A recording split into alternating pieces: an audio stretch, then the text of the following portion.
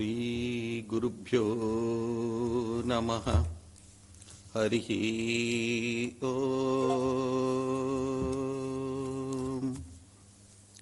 ओम्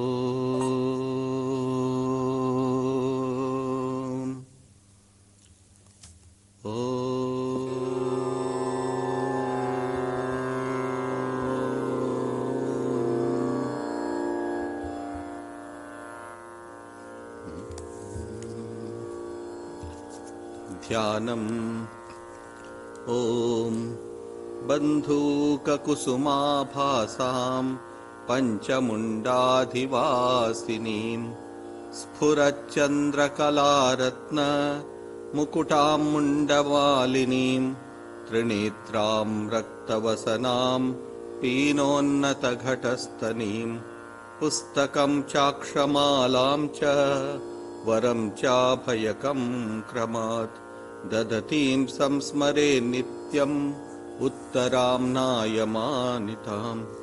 या चण्डी मधुकैटभादिदैत्यदलनी या माहिषोन्मूलिनी या धूम्रेक्षणचण्डमुण्डमथनी या रक्तबीजाशनी शक्तिः शुम्भनिशुम्भदैत्यदलनी या सिद्धिदात्री परा सा देवी नवकोटिमूर्तिसहिता मां पातु विश्वेश्वरी।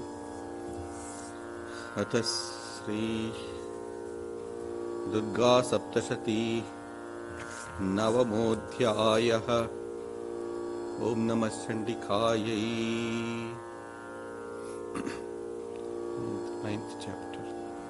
बन्धूककाञ्चननिभं रुचिराक्षमालां पाशाङ्कुशौ च वरदां निजबाहुदण्डैः बिभ्राणमिन्दुशकलाभरणं त्रिनेत्रम् अर्धाम्बिकेशमनिशं वपुराश्रयामि। राजोवाच। 9th chapter। विचित्रमिदमाख्यातं भगवन् भवता मम देव्याश्चरितमाहात्म्यं रक्तबीजवधाश्रितं भूयश्चेच्छाम्यहं श्रोतुं रक्तबीजे निपातिते चकार शुम्भो यत्कर्म निशुम्भश्चातिकोपनः। ऋषिरुवाच। चकारकोपमतुलं रक्तबीजे निपातिते शुम्भासुरो निशुम्भश्च हतेष्वन्येषु चाहवे। हन्यमानं महासैन्यं विलोक्यामर्षमुद्वहन् अभ्यधावन्निशुम्भोत मुख्ययासुरसेनयाम्। तस्याग्रतस्तथा पृष्ठे पार्श्वयोश्च महासुराः सन्दष्टौष्टपुटाः क्रुद्धा हन्तुं देवीमुपाययुः।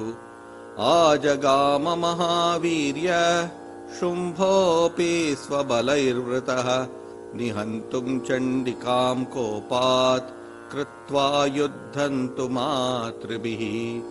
ततो युद्धमतीवासीत् देव्या शुम्भनिशुम्भयोः शरवर्षमतीवोग्रं मेघयोरिव वर्षतोः। छिच्छेदास्थाञ्चरान्ताभ्यां चण्डिका स्वशरोत्करैः ताडयामास चाङ्गेषु शस्त्रौघैरसुरेश्वरौ।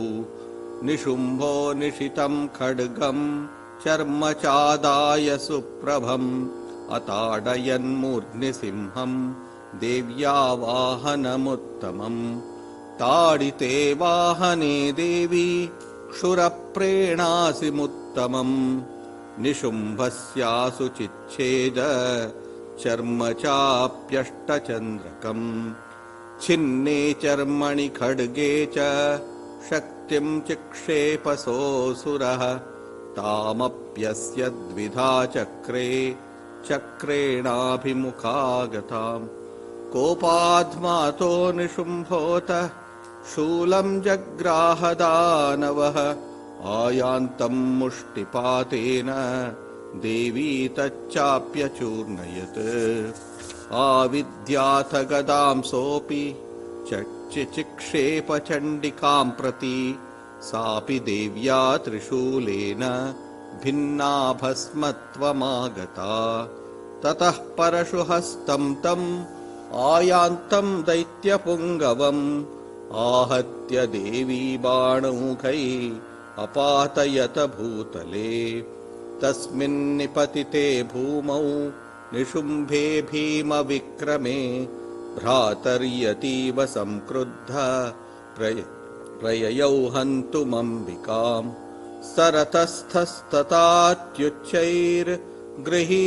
सरतस्तस्तात्युच्चैर्गृहीतपरमायुधैः भुजैरष्टाभिरतुलैर्व्याप्याशेषं बभौ नभः तमायान्तं समालोक्य देवी शङ्खमवादयत् जाशब्दं चापि धनुष चकारातीव दुस्सहम् पूरयामास ककुभो निजघण्टास्वनेन च समस्तदैत्यसैन्यानां तेजोवधविधायिना ततः सिंहो महानादैस्त्याजितेभमहामदैः पूरयामास गगनं गां तथोपदिशो दश ततः काली समुत्पत्य गगनं क्ष्मामताडयत् कराभ्यां तं निनादेन प्राक्स्वनास्तेति रोहिता अट्टाट्टहासमशिवं शिवदूती चकारः तैः शब्दैरसुरास्त्रेषु शुम्भः कोपं परं ययौ दुरास्मंस्तिष्ठतिष्ठेति व्याजहाराम्बिका यदा तदा जयेत्यभिहितं देवैराकाशसंस्थितैः शुम्भेनागत्य या शक्तिर्मुक्ता ज्वालातिभीषणा च आयान्ती वह्निकूटाभा सा निरस्ता महोल्कया सिंहनादेन शुम्भस्य व्याप्तं लोकत्रयान्तरम् निर्घातनिस्वनो घोरो जितवानवनीपते शुम्भमुक्ताञ्चरान् देवी शुम्भस्तत्प्रहिताञ्चरान् चिच्छेदस्वशरैरुग्रै शतशोथसहस्रशः ततः सा चण्डिका क्रुद्धा शूलेनाभिजगानतम् स तदाभिहतो भूमौ मूर्छितो निपपातः ततो निशुम्भः सम्प्राप्य चेतनामात्तकार्मुकः आजघानशरैर्देवीं कालीं केशरिणं तथा पुनश्च कृत्वा बाहूनाम् अयुतं दनुजेश्वरः चक्रायुधेन दिथितश्चादयामास चण्डिकाम् ततो भगवती क्रुद्धा दुर्गा दुर्गार्तिनाशिनी चिच्छेदतानि चक्राणि स्वशरैः सायकांश्च ततो निशुम्भो वेगेन गदामादाय चण्डिकाम् अभ्यधावत वै हन्तुम् दैत्यसेनासमावृतः तस्यापतत एवाशु गदां चिच्छेद चण्डिका खड्गेन शितधारेण स च शूलं समाददे शूलहस्तं समायान्तं निशुम्भममरार्दनम् हृदि विव्याधशूलेन वेगाविद्धेन चण्डिका भिन्नस्य तस्य शूलेन हृदयान्निःसृतोऽपरः महाबलो महावीर्य तिष्ठेति पुरुषो वदन् तस्य निष्क्रामतो देवी प्रहस्य स्वनवत्ततः शिरश्चिच्छेदखड्गेन ततो सावपतद्भुवि ततः सिंहश्च कादोग्र दंष्ट्राक्षुण्णशिरोधरान् असुरांस्तांस्तथा काली शिवदूती तथा परान् कौमारी शक्तिनिर्भिन्नाः केचिन्नेषुर्महासुरा ब्रह्माणि मन्त्रपूतेन तो ये नान्ये निराकृता माहेश्वरी त्रिशूलेन भिन्नाः पेतुस्तथा परे वाराही तुण्डघातेन केचिच्चूर्णीकृता भुवि खण्डं खण्डं च चक्रेण वैष्णव्यादानवाः कृताः वज्रेण चैन्द्रीहस्ताग्र विमुक्तेन तथा परे केचिद्विनेषुरसुराः केचिन्नष्टा महाहवात् भक्षिताश्चापरे काली शिवदूती मृगाधिपैः इति श्रीमार्कण्डेयपुराणे सावर्णिके मन्वन्तरे देवी माहात्म्ये निशुम्भवधो नाम नवमोऽध्यायः। अथ दशमोऽध्यायः। ध्यानम्।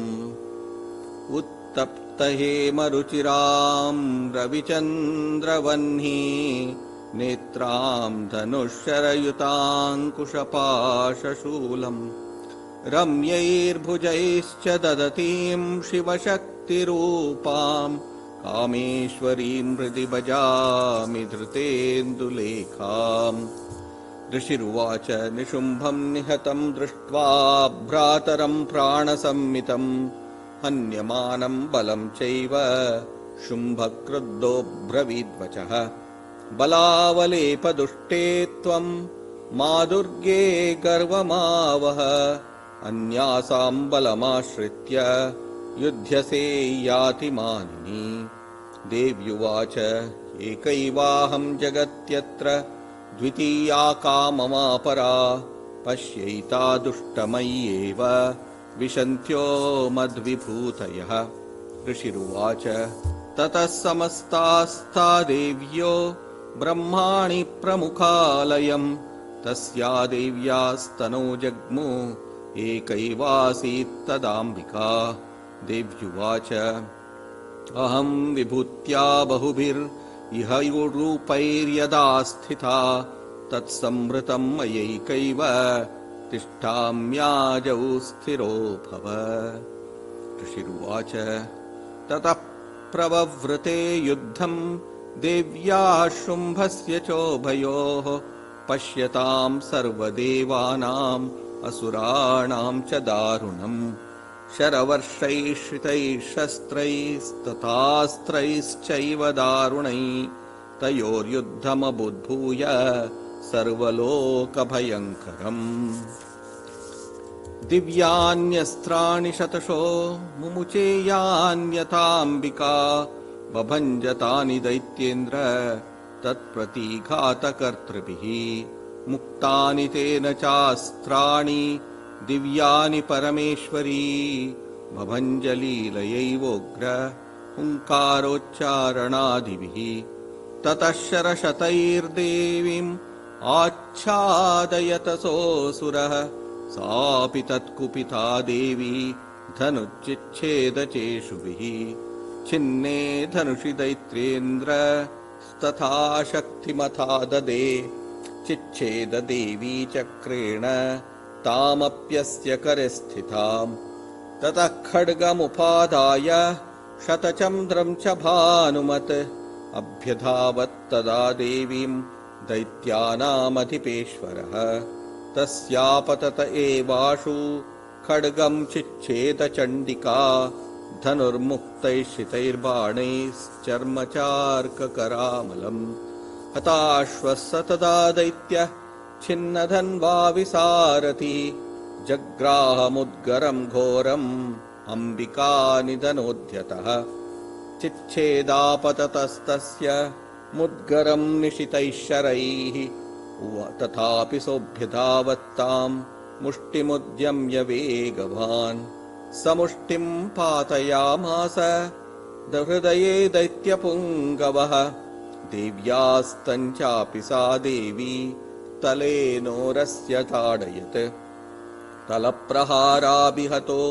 निपपातमहीतले स दैत्यराजः सहसा पुनरेव तथोत्थितः उत्पत्य च प्रगृह्योच्चैर्देवीं गगनमास्थितः तत्रापि सा निराधारा युयुधे तेन चण्डिका नियुद्धङ्खे तदा दैत्य चण्डिका च परस्परम् चक्रतुः प्रथमं सिद्ध मुनिविस्मयकारकम् ततो नियुद्धं सुचिरं कृत्वा तेनाम्बिका सह उत्पात्य भ्रामयामास चिक्षेपधरणीतले सक्षिप्तो धरणीं प्राप्य मुष्टिमुद्यम्य वेगतः अभ्यधावत दुष्टात्मा चण्डिका निधनेच्छया तमायान्तं ततो देवी सर्वदैत्यजनेश्वरम् जगत्यां पातयामास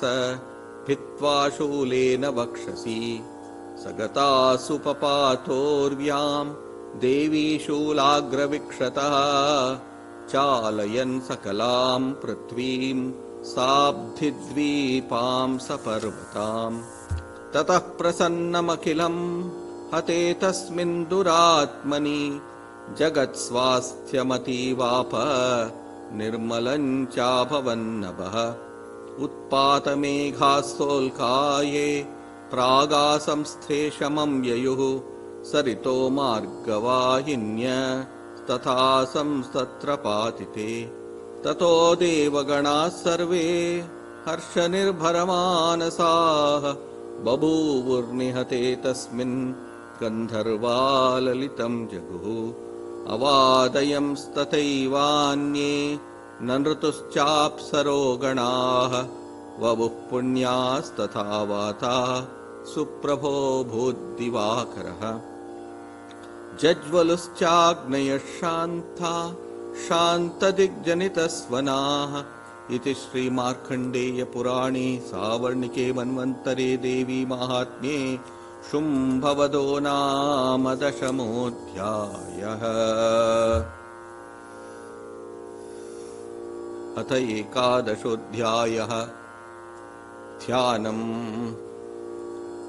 बालरविद्युतिमिन्दुकिरीटां तुङ्गकुचां नयनत्रययुक्तां स्मेरमुखीं वरदाङ्कुशपाशा भीतिकरां प्रभजे भुवनेशीम्। ऋषिरुवाच देव्या हते तत्र महासुरेन्द्रे सेन्द्रासुरावह्नि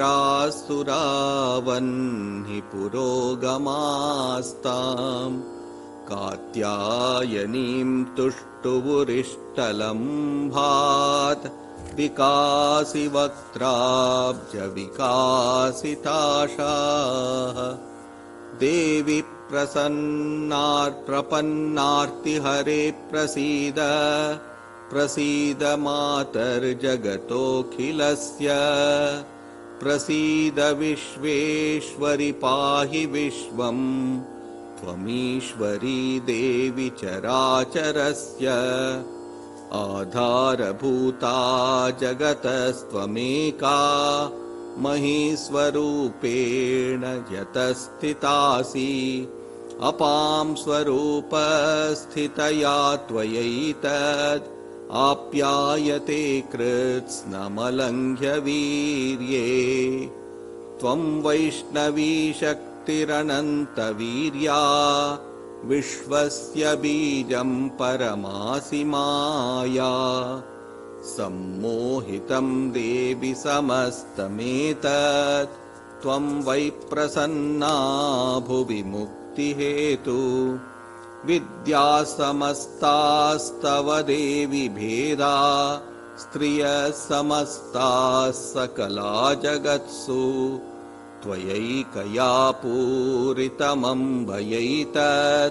का ते स्तुतिस्तौय परापरोक्तिः सर्वभूता यदा देवी भुक्तिमुक्तिप्रदायिनी त्वं स्तुतास्तुतये का वा भवन्तु परमोक्तयः सर्वस्य बुद्धिरूपेण जनस्य हृदि संस्थिते स्वर्गापवर्गदे देवी नारायणि नमोऽस्तुते। कलाकाष्ठादिरूपेण परिणामप्रदायिनी विश्वस्योपरतौ शक्ते नारायणि नमोऽस्तुते। सर्वमङ्गलमाङ्गल्ये शिवे सर्वार्थसाधिके शरण्ये त्र्यम्बके गौरी नारायणि नमोऽस्तुते। सृष्टिस्थितिविनाशानां शक्तिभूते सनातनी गुणाश्रये गुणमये नारायणि नमोऽस्तुते। शरणागतदीनार्तपरित्राणपरायणे सर्वस्यार्तिहरे देवी नारायणि नमोऽस्तुते। हंसयुक्तविमानाग्रे साक्षसूत्रकमण्डलुः हंसयुक्तविमानस्ते ब्रह्माणि रूपधारिणी कौशाम्भक्षरिके देवी नारायणि नमोऽस्तुते।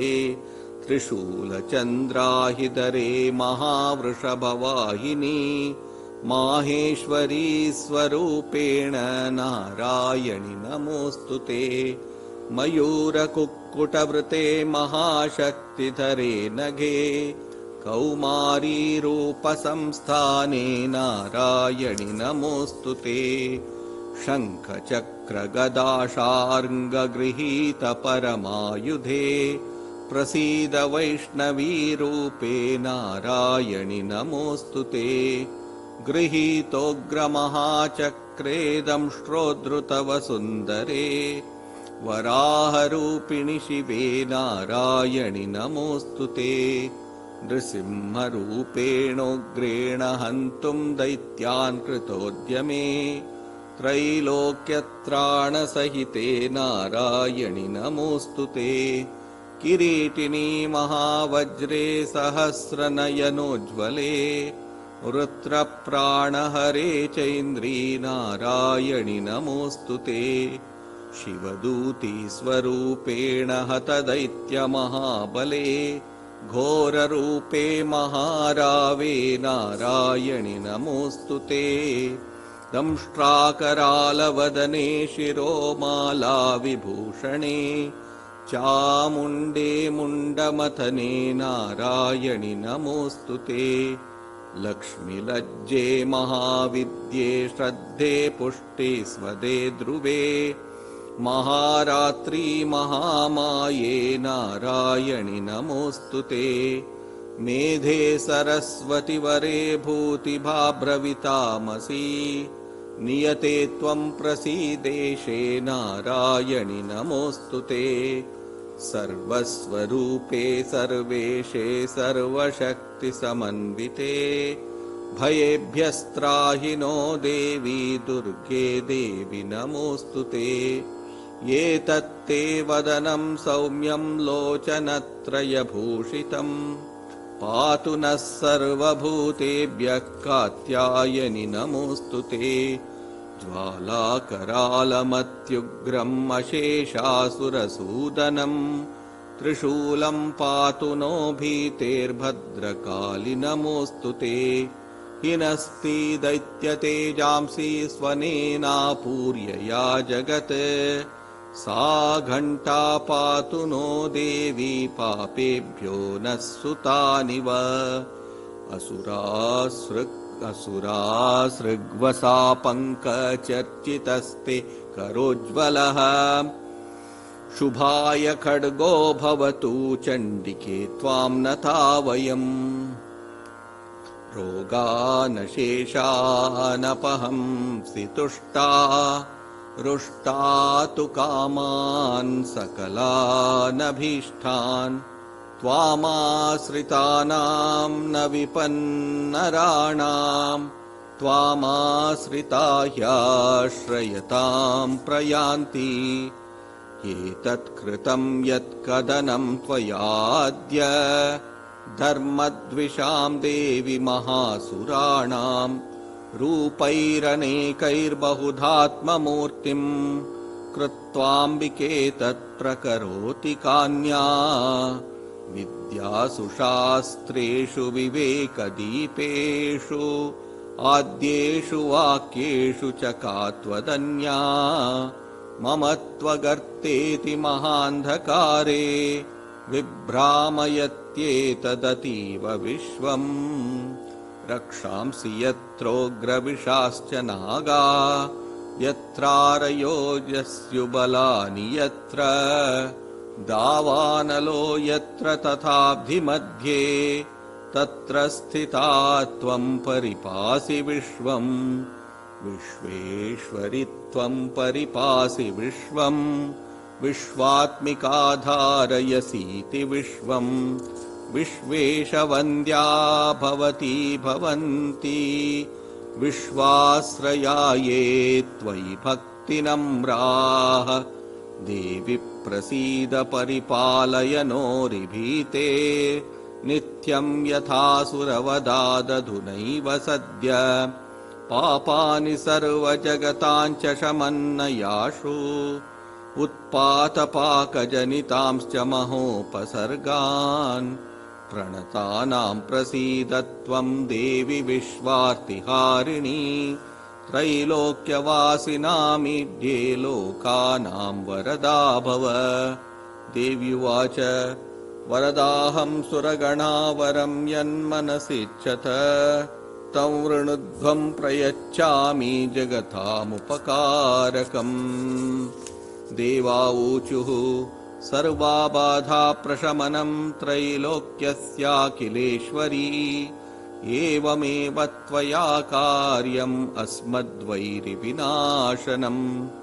देव्युवाच वैवस्वतेऽन्तरे प्राप्ते 28मे युगे शुम्भो निशुम्भश्चैवान्या उत्पत्स्येते महासुरौ नन्दगोपगृहे जाता यशोदा गर्भसम्भवा ततस्तौ नाशयिष्यामि विन्ध्याचलनिवासिनी पुनरप्यतिरौद्रेण रूपेण पृथिवीतले अवतीर्य हनिष्यामि वैप्रचित्तांस्तु दानवान् भक्षयन्त्याश्च तानुग्रान् वैप्रचित्तान् महासुरान् रक्तादन्ता भविष्यन्ति दाडिमी कुसुमोपमा ततो मां देवता स्वर्गे मर्त्यलोके च मानवा स्तुवन्तो व्याहरिष्यन्ति सततं रक्तदन्तिकाम्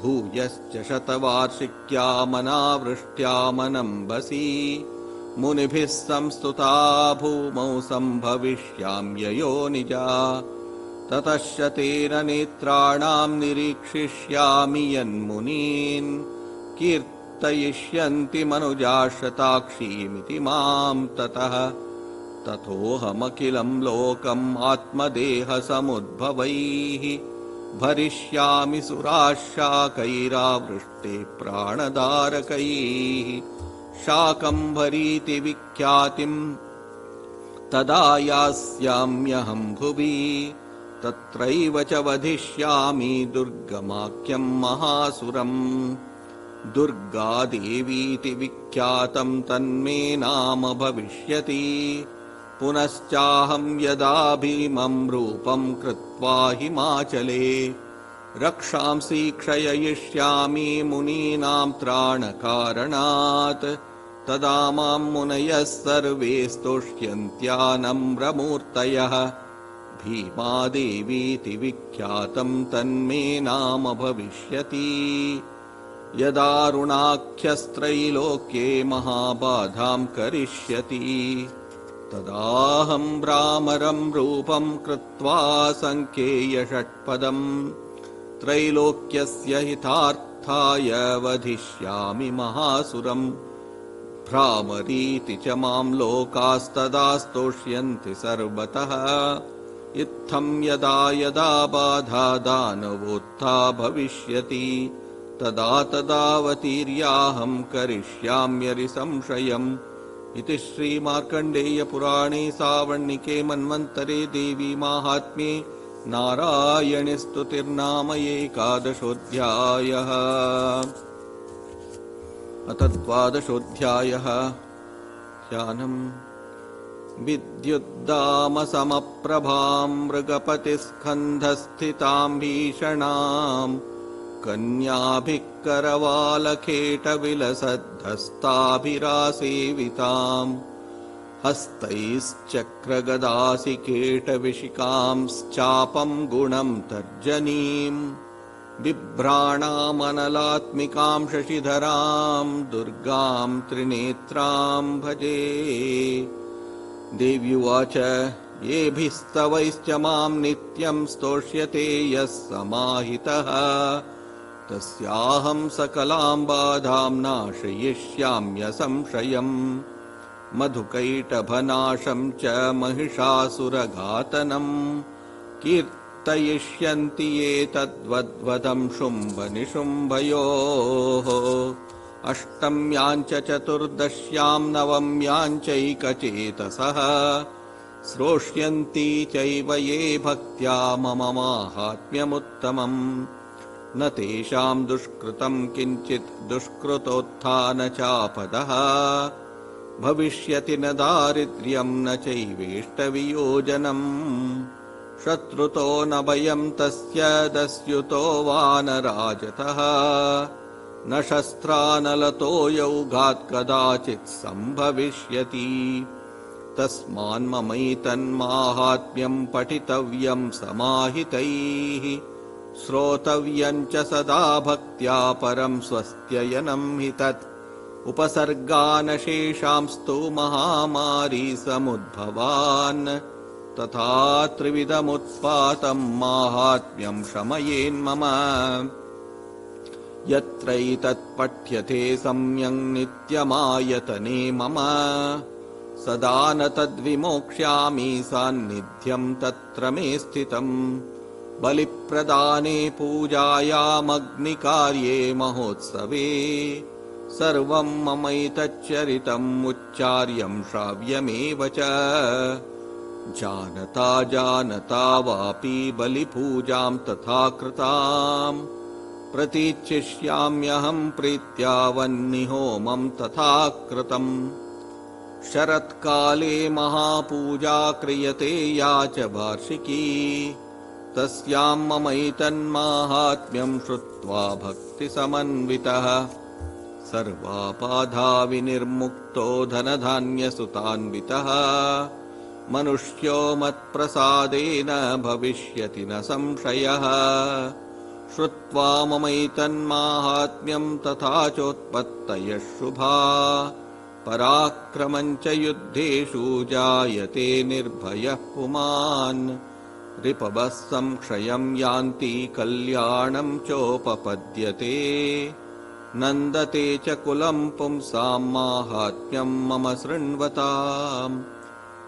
शान्तिकर्मणि सर्वत्र तथा दुःस्वप्नदर्शने ग्रहपीडासु चोग्रासु माहात्म्यम् शृणुयान्मम। उपसर्गाश्रमम् यान्ति ग्रहपीडाश्च दारुणा दुःस्वप्नम् च नृभिर्दुष्टम् स्वस्वप्नमुपजायते। बालग्रहाभिभूतानाम् बालानाम् शान्तिकारकम् सङ्घातभेदे च नृणाम् मैत्रीकरणमुत्तमम्। दुर्वृत्तानामशेषाणाम् बलहानिकरम् परम् रक्षोभूतपिशाचानाम् पठनादेव नाशनम्। सर्वम् ममैतन्माहात्म्यम् मम सन्निधिकारकम् पशुपुष्पार्घ्यधूपैश्च गन्धदीपैस्ततोत्तमैः विप्राणाम् भोजनैर्होमैः प्रोक्षणीयैरहर्निशम् अन्यैश्च विविधैर्भोगैः प्रदानैर्वत्सरेण या प्रीतिर्मे क्रियते सास्मिन् सकृत्सु चरिते श्रुते। श्रुतम् हरति पापानि तथारोग्यम् प्रयच्छति रक्षाम् करोति भूतेभ्यो जन्मनाम् कीर्तनम् मम। युद्धेषु चरितम् यन्मे दुष्टदैत्यनिबर्हणम् तस्मिन् श्रुते वैरिकृतम् भयम् पुंसाम् न जायते। युष्माभिस्तुतयो याश्च ब्रह्मर्षिभिः कृता ब्रह्मणा च कृतास्तास्तु प्रयच्छन्ति शुभां मतिम् अरण्ये प्रान्तरे वापि दावाग्निपरिवारितः दस्युभिर्वावृतः शून्ये गृहीतो वापि शत्रुभिः सिंहव्याघ्रानुयातो वा वने वा वनहस्तिभिः राज्ञा क्रुद्धेन चाज्ञप्तो वध्यो बन्धगतोऽपि वा आघूर्णितो वा वातेन स्थितः पोते महार्णवे पतत्सु चापि शस्त्रेषु सङ्ग्रामे भृशदारुणे सर्वा बाधासु घोरासु वेदनाभ्यर्दितोऽपि वा स्मरन् ममैतच्चरितं नरो मुच्येत सङ्कटात् मम प्रभावात् सिंहाद्यावदस्य वो वैरिणस्तथा दूरादेव पलायन्ते स्मरतश्चरितं मम।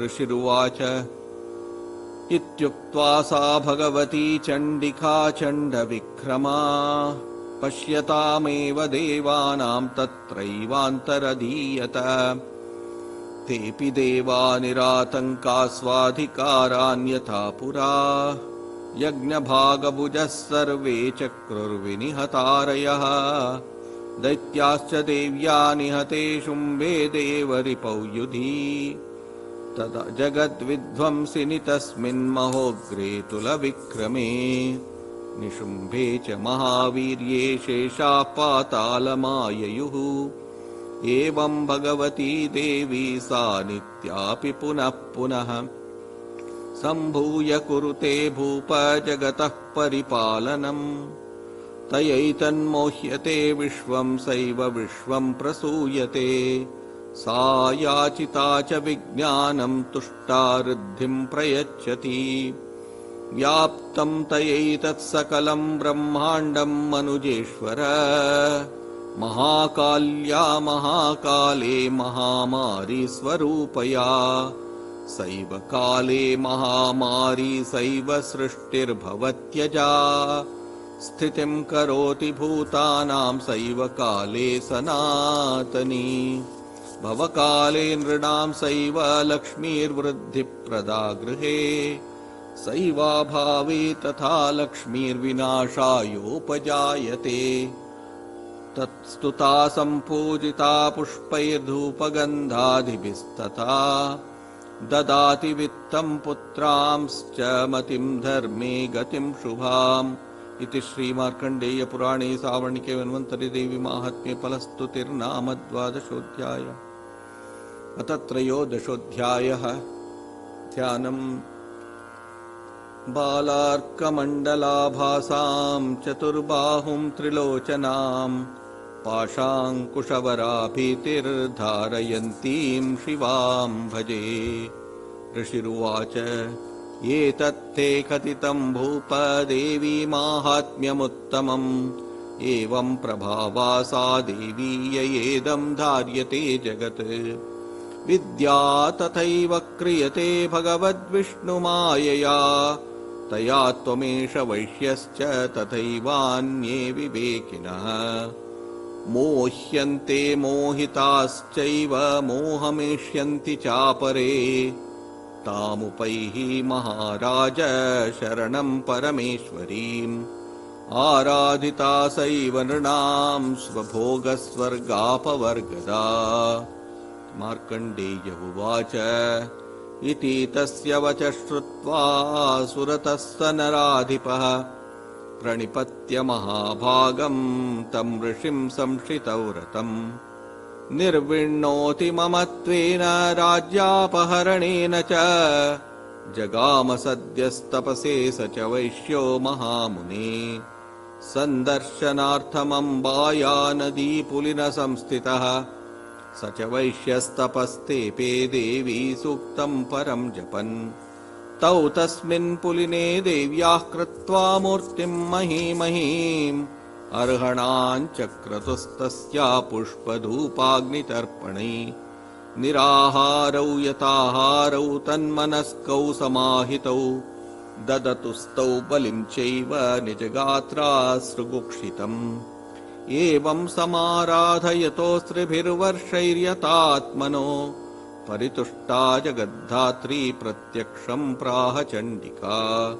देव्युवाच यत्प्रार्थ्यते त्वया भूप त्वया च कुलनन्दन मत्तस्तत्प्राप्यतां सर्वं परितुष्टा ददामि तत्। मार्कण्डेय उवाच ततो वव्रे नृपो राज्यम् अविभ्रंश्यन्यजन्मनि अत्र चैव निजं राज्यं हतशत्रुबलं बलात्। सोऽपि वैश्यस्ततो ज्ञानम् वव्रे निर्विण्णमानसः ममेत्यहमिति प्राज्ञ सङ्गविच्युतिकारकम्। देव्युवाच स्वल्पैरहो विनृपते स्वराज्यं प्राप्स्यते भवान् हत्वा रिपूनस्खलितं तव तत्र भविष्यति। मृतश्च भूयः सम्प्राप्य जन्मदेवाद्विवस्वतः सावर्णिको नाम मनुर्भवान् भुवि भविष्यति। वैश्यवर्यत्वया यश्च वरोऽस्मत्तोऽभिवाञ्छितः तं प्रयच्छामि संसिद्ध्यै तव ज्ञानं भविष्यति। मार्कण्डेय उवाच इति दत्त्वा तयोर्देवी यथाभिलषितं वरं बभूवान्तर्हिता सद्यो भक्त्या ताभ्यामभिष्टुता। एवं देव्या वरं लब्ध्वा सुरतक्षत्रियर्षभः सूर्याजन्म समासाद्य सावर्णिर्भविता मनुः क्लीं ॐ। इति श्रीमार्कण्डेय पुराणे सावर्णिके मन्वन्तरे देवी माहात्म्ये सुरतवैश्ययोर्वरप्रदानं नाम त्रयोदशोऽध्यायः। श्रीसप्तशती देवी माहात्म्यं समाप्तम्। ॐ तत् सत्। ॐ अपराधशतं कृत्वा जगदम्बेति चोच्चरेत् यां गतिं समवाप्नोति न तां ब्रह्मादयः सुरा। सापराधोऽस्मि शरणां प्राप्तस्त्वां जगदम्बिके इदानीमनुकम्प्योऽहं यथेच्छसि तथा कुरु। अज्ञानाद्विस्मृतेर्भ्रान्त्या यन्यूनमधिकं कृतं तत्सर्वं क्षम्यतां देवी प्रसीद परमेश्वरी। कामेश्वरी जगन्माता सच्चिदानन्दविग्रहे गृहाणार्चामिमां प्रीत्या प्रसीद परमेश्वरी।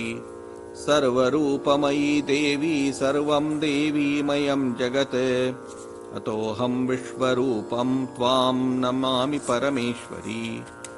ॐ यदक्षरपदभ्रष्टं परिभ्रष्टं मात्राहीनं तु यद्भवेत् तत्सर्वं पूर्णं भवतु तत्सर्वं त्वत्प्रसादान्महेश्वरी। यदत्र पाठे जगदम्बिके मया विसर्गबिन्द्वक्षरहीनमीरितम् तदस्तु सम्पूर्णतमं प्रसादत सङ्कल्पसिद्धिश्च सदैव जायताम्। यन्मात्रा बिन्दुबिन्दुद्वितयपदपदद्वन्द्ववर्णादिहीनं भक्त्या भक्त्यानुपूर्वं प्रसवकृतिवशाद् व्यक्तमव्यक्तमम्ब। मोहादज्ञानतो वा पठितमपठितं साम्प्रतं ते स्तवेऽस्मिन् तत्सर्वं साङ्गमास्तां भगवति वरदे त्वत्प्रसादात् प्रसीद। प्रसीद भगवत्यम्ब प्रसीद भक्तवत्सले प्रसादं कुरु मे देवी दुर्गे देवी नमोऽस्तु ते। स्यार्थं पठितं स्तोत्रं तवेदं शङ्करप्रिये तस्य देहस्य गेहस्य शान्तिर्भवतु सर्वदा। ॐ तत्सत्। ॐ अथ श्रीदेवी सूक्तम्। ॐ अहं रुद्रेभिर्वसुभिश्चराम्यहमादित्यैरुत विश्वदेवैः अहं मित्रावरुणो भाभिभर्म्यहमिन्द्राग्नी अहमश्विनो भा अहं सोममाहनसं बिभर्म्यहं त्वष्टारमुतपूषणं भगम् अहं दधामि द्रविणं हविष्मते सुप्राव्ये यजमानाय सुन्वते अहं राष्ट्री सङ्गमनीवसूनां चिकितुषी प्रथमायज्ञियानाम् तां मा देवा व्यदधुः पुरुत्रा भूरिस्तात्रां भूर्या वेशयन्तीम् मयासो अन्नमत्तियो विपश्यति यः प्राणिति ययीं शृणोत्युक्तम् अमन्तवो मां तवुपस्रियन्ति श्रुतिश्रुतश्रद्धिवं ते वदामि अहमेव स्वयमिदं वदामि जुष्टं देवेभिरुतमानुषेभिः यं कामयेतन्तमुग्रं कृणोमि तं ब्रह्माणं तमृषिं तं सुमेधाम् अहं रुद्राय धनुरातनोमि ब्रह्मद्विषेशरवे हन्तवा अहं जनाय समदं कृणोम्यहं त्वद्यावा पृथिवी आविवेश अहं सुवे पितरमस्य मूर्धन्मम योनिरप्स्व अन्तः समुद्रे ततो वितिष्ठे भुवनानुविश्वोतामुं वर्ष्मणोपस्पृशामि अहमेव वात इव प्रवाम्यारभमाणा भुवनानि विश्वा परो दिवा परयेना पृथिव्यै तावती महिना सम्बभूव ॐ शान्तिः शान्तिः शान्तिः हरिः ॐ तत्सत् श्रीरामकृष्णार्पणमस्तु।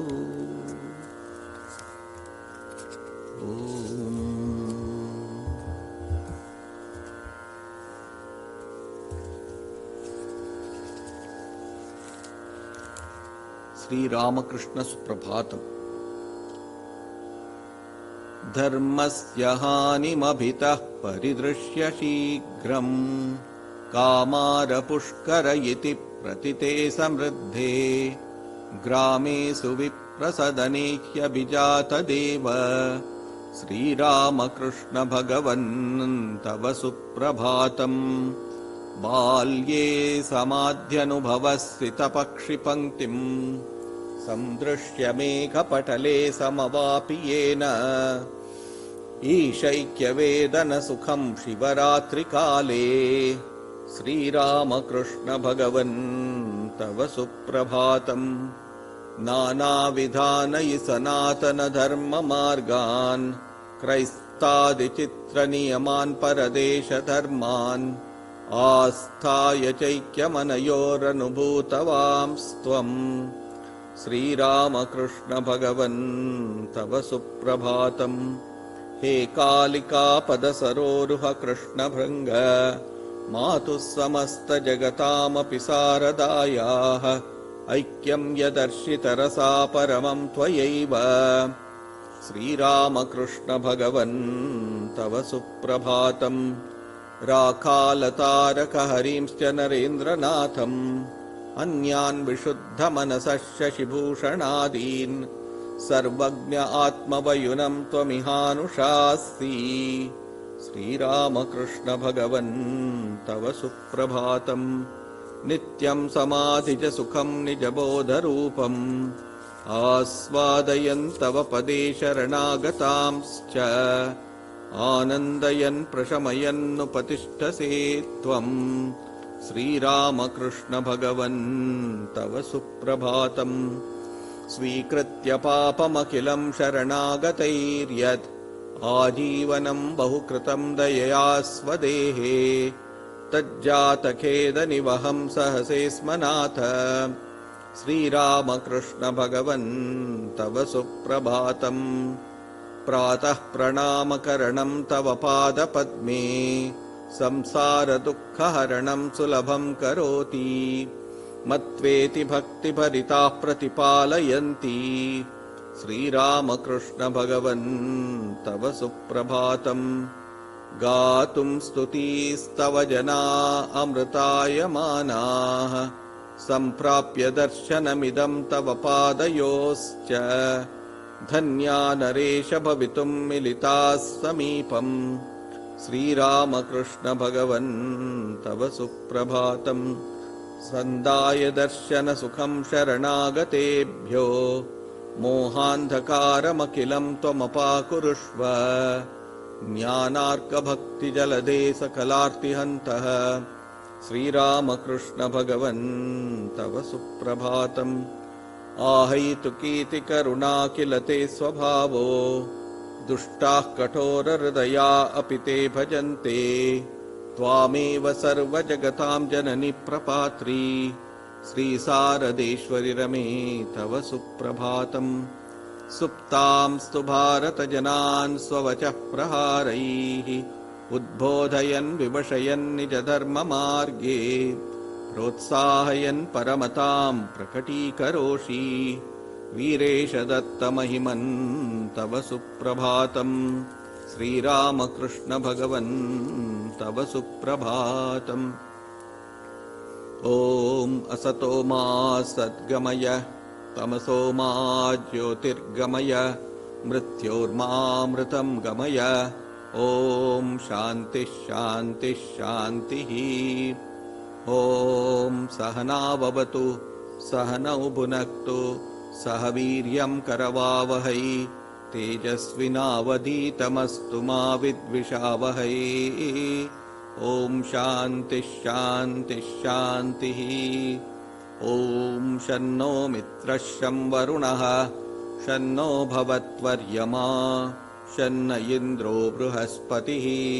शन्नो विष्णुरुक्रमः नमो ब्रह्मणे नमस्ते वायो त्वमेव प्रत्यक्षं ब्रह्मासि त्वामेव प्रत्यक्षं ब्रह्म वदिष्यामि ऋतं वदिष्यामि सत्यं वदिष्यामि तन्मामवतु तद्वक्तारमवतु अवतु माम् अवतु वक्तारम् ॐ शान्तिः शान्तिः शान्तिः ॐ भद्रं कर्णेभिः शृणुयाम देवाः भद्रं पश्येमाक्षभिर्यजत्राः स्थिरैरङ्गैस्तुष्टुवागंसस्तनूभिः व्यशेम देवहितं यदायुः स्वस्ति न इन्द्रो वृद्धश्रवाः स्वस्ति नः पूषा विश्ववेदाः स्वस्ति नस्तार्क्ष्यो वरिष्ठनेमिः स्वस्ति नो बृहस्पतिर्दधातु ॐ शान्तिः शान्तिः शान्तिः ॐ तच्छंयोरावृणीमहे गातुं यज्ञाय गातुं यज्ञपतये दैवी स्वस्तिरस्तु नः स्वस्तिर्मानुषेभ्यः ऊर्ध्वं जिगातु भेषजम् शन्नो अस्तु द्विपदे शञ्चतुष्पदे ॐ शान्तिः शान्तिः शान्तिः ॐ मधुवातारतायते मधुक्षरन्ति सिन्धवः माध्वीर्नस्तन्तोषधीः मधुनक्तमुतोषसी मधुमत्पार्थिवगं रजः मधुद्यौरस्तु नः पिता मधुमान्नो वनस्पतिर्मधुमागम् अस्तु सूर्यः माध्वीर्गावो भवन्तु नः ॐ मधु ॐ मधु ॐ मधु ॐ पूर्णमदः पूर्णमिदं पूर्णात् पूर्णमुदच्यते पूर्णस्य पूर्णमादाय पूर्णमेवावशिष्यते ॐ शान्तिः शान्तिः शान्तिः ॐ द्यौः शान्तिरन्तरिक्षं शान्ति पृथिवी शान्तिरापः शान्तिरोषधय शान्तिः वनस्पतयः शान्तिर्विश्वे देवाः शान्ति ब्रह्म शान्तिः सर्वं शान्ति शान्तिरेव शान्तिः सामा शान्तिरेधि ॐ शान्तिः शान्तिः शान्तिः ॐ भूर्भुवः सुवः तत्सवितुर्वरेण्यं भर्गो देवस्य धीमहि धियो यो नः प्रचोदयात् ॐ भूर्भुवः सुवः तत्सवितुर्वरेण्यं भर्गो देवस्य धीमहि धियो यो नः प्रचोदयात्। ॐ भूर्भुवः सुवः तत्सवितुर्वरेण्यं भर्गो देवस्य धीमहि धियो यो नः प्रचोदयात्। ॐ त्र्यम्बकं यजामहे सुगन्धिं पुष्टिवर्धनम् उर्वारुकमिव बन्धनान् मृत्योर्मुक्षीयमामृतात्। ॐ त्र्यम्बकं यजामहे सुगन्धिं पुष्टिवर्धनम् उर्वारुकमिव बन्धनान् मृत्योर्मुक्षीयमामृतात्। ॐ त्र्यम्बकं यजामहे सुगन्धिं पुष्टिवर्धनम् उर्वारुकमिव बन्धनान् मृत्योर्मुक्षीयमामृतात्। ॐ नमः शिवाय। ॐ ह्रीं रामकृष्णहंसाय विद्महे परमहंसाय धीमहि तन्नो हंसः प्रचोदयात्। ॐ ह्रीं रामकृष्णहंसाय विद्महे परमहंसाय धीमहि तन्नो हंसः प्रचोदयात्। ॐ ह्रीं रामकृष्णहंसाय विद्महे परमहंसाय धीमहि तन्नो हंसः प्रचोदयात्। प्रातस्मरामि जगतो भवभावहेतु हेतुं लयस्य च भवाम्बुधिपारसेतुं लीलाविलासविलसद्वपुषं सुधीशं श्रीरामकृष्णमवतारवरं तमीशं प्रातर्नमामि कलिदोषविदाहदक्षम् आनन्दकन्दमरविन्ददलायताक्षं यं कामकाञ्चनमहोतनुवाङ्मनोभिः ये जे विहाय भुवि संयतवाक्सदाभिः प्रातर्भजामि भजतां भवभारहारं पापौघहं करुणया धृतदेहभारं योगीश्वरं परमहंसवरं प्रशान्तं मूर्धारविन्दमकरन्दमधुरतं तं मूर्धारविन्दमकरन्दमधुरतं तं ब्रह्मानन्दं शिवं शान्तं प्रेमरूपं निरञ्जनं योगीशमद्भुतं नित्यम् अखण्डाद्वैतलक्षणं विज्ञानं त्रिगुणातीतं तुरीयाभेदसंनितं सुबोधं शारदं चैव विवेकशशिभूषणं समन्वयमहाचार्यं युगधर्मस्वरूपिणं सर्वदेवस्वरूपं श्रीरामकृष्णं नमाम्यहम्।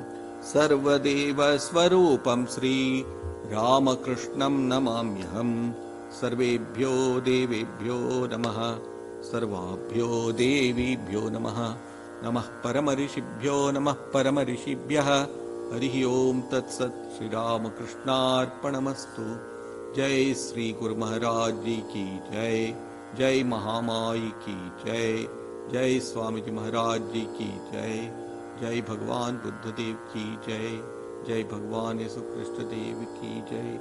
जय श्री श्री चंडी माई की जय।